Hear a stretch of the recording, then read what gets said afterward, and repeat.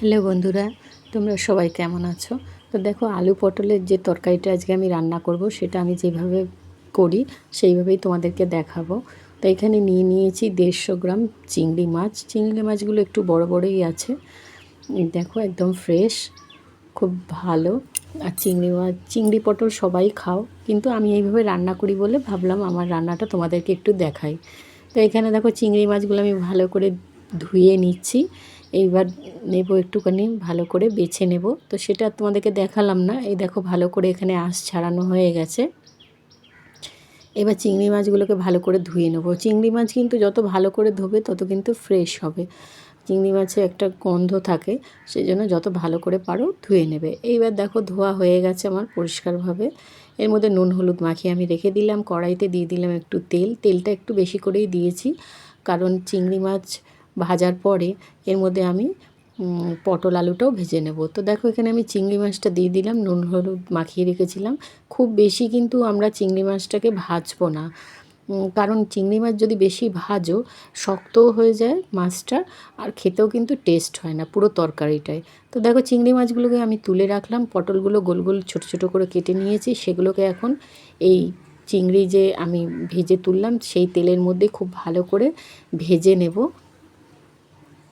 খুব ভালো করে, মানে একটু ভাজা ভাজা গন্ধ বেরোবে, যে খুব মচমচা করে তা নয়, মোটামুটি একটুখানি ভেজে নিতে হবে।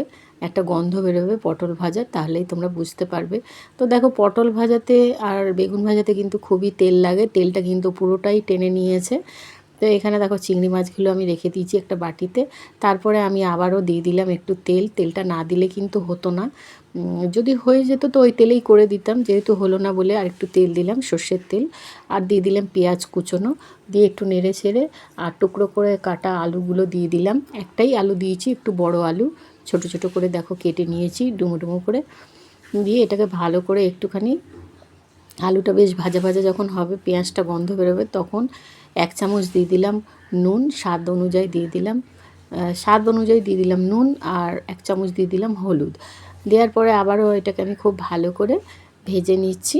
হ্যাঁ, তারপরে এই যে মশলাটা দেখো, দেখানোটা আমার হয়নি। এই মশলার মধ্যে আমি দিয়েছি একটা ছোট পেঁয়াজ, আর দিয়েছি 2 কোয়া রসুন, আর দিয়েছি কাজু কিশমিশ, ধনে, জিরে, গরম মশলা দিয়ে আমি ভালো করে বেটে নিয়েছি।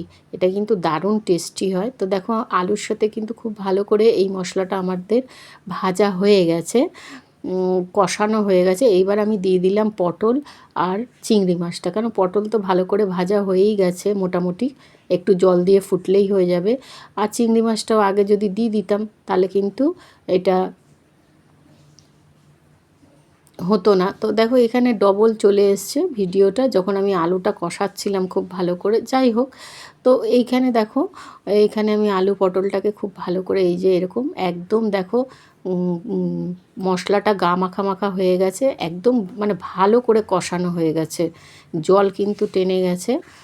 তো এইভাবে ভালো করে যখন কষানো হয়ে যাবে, এই যে, তখন আমি দিয়ে দিলাম অল্প একটুখানি মশলারই জল, মশলা ধোয়ার জল দিয়ে দিলাম। দিয়ে আরেকটু ভালো করে কষিয়ে নেব, যাতে মশলাটা না পুড়ে যায়, সেই জন্য আমি তখন একটুখানি মশলা ধোয়া জল দিয়েই ভালো করে কষিয়ে নিলাম। এবার দিয়ে দিলাম জল, পরিমাণ মতন জল দিয়ে, তোমরা যেরকম গ্রেভি খাবে, ঝোল খাবে, ঝোল ঝোল, এগুলো বেশি ঝোল ঝোল ভালো লাগে না, মোটামুটি মিডিয়াম। তো দেখো, এইরকমভাবে খুব ভালো করে একদম ফুটে গেছে। এই দেখো, আর একটা মাখা মাখা ভাব চলে এসছে। তো দেখে নেব যে আমাদের এই, দেখো কি সুন্দর লাগছে দেখতে, আর ভালো একটা কালারও এসছে।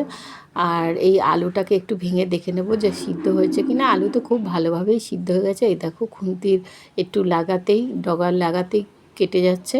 তো গরম গরম ভাতের সাথে কিন্তু দারুণ লাগবে এই আলু চিংড়ি পটল দিয়ে যে তরকারিটা। আমি এইভাবেই রান্না করি। তো তোমরাও গরম গরম ভাত রুটির সাথে এইভাবে খেয়ে দেখো, খুবই টেস্টি লাগবে।